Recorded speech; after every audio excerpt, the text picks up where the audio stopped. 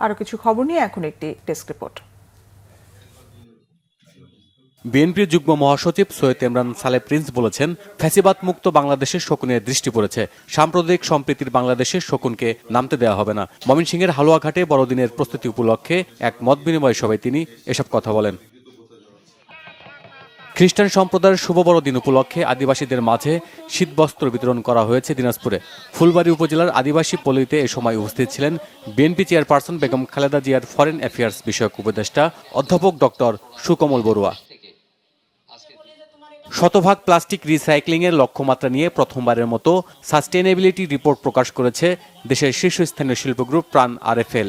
সমৃদ্ধ আগামীর লক্ষ্যে জীবদের পরিচর্যা শীর্ষক প্রতিপাদ্যের উপর রচিত প্রতিবেদনটি গ্রুপের টেকসই কৌশল তুলে ধরা হয়। 8টি মৌলিক স্তম্ভগুলোর মধ্যে রয়েছে সাস্টেইনেবল পণ্য, সাস্টেইনেবল প্যাকেজিং, কৃষি, পানি ও এনার্জি। সন্ধ্যায় রাজধানীর গুলশানের একটি হোটেলে প্রধান অতিথি হিসেবে উপস্থিত ছিলেন প্রধান উপদেষ্টার প্রেস সচিব মোহাম্মদ শফিকুল আলম। বিশেষ অতিথি ছিলেন পরিবেশ, বন ও জলবায়ু পরিবর্তন মন্ত্রণালয়ের অতিরিক্ত সচিব তপন কুমার বিশ্বাস।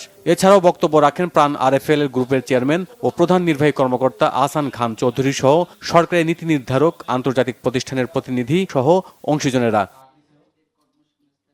লার্নিং টুগেদার আ জেন্ডার জাস্টিস জার্নি শীর্ষক আলোচনা সভা হয়েছে রাজধানীতে। Promoting gender justice of women in RMG sector প্রকল্পের আওতায় আলোচনা সভাটির আয়োজন করা হয়।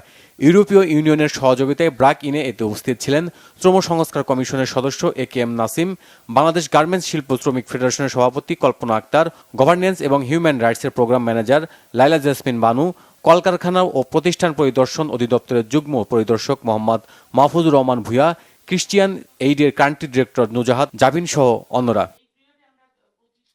জাতীয় ডিলার সম্মেলন 2024 হয়েছে রাজধানীতে। সামরিক জাদুঘরে মাল্টিপারপাস হলে সম্মেলনের আয়োজন করে স্বজন গ্রুপ। এতে অংশ নেন দেশের বিভিন্ন অঞ্চল থেকে আসা শতাধিক ডিলার। উপস্থিত ছিলেন স্বজন গ্রুপের চেয়ারম্যান, ব্যবস্থাপনা পরিচালক, বিপণন পরিচালক, অর্থ পরিচালক এবং ফ্যাক্টরি পরিচালক সহ প্রতিষ্ঠানের ঊর্ধ্বতন কর্মকর্তারা। গ্রুপের সাফল্যের পেছনে ডিলারদের নিরলস পরিশ্রমের কথা তুলে ধরেন গ্রুপের ব্যবস্থাপনা পরিচালক।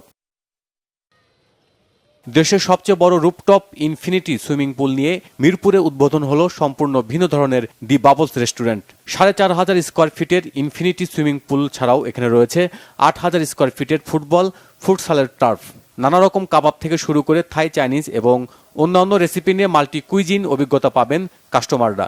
ঢাকার মানুষের কাছে বিনোদন মানে হয়ে উঠেছে রেস্টুরেন্টে যাওয়া। এরই ধারাবাহিকতায় ভিন্ন ধর্মী দ্য বাবলসের যাত্রা। Bangla vision news desk.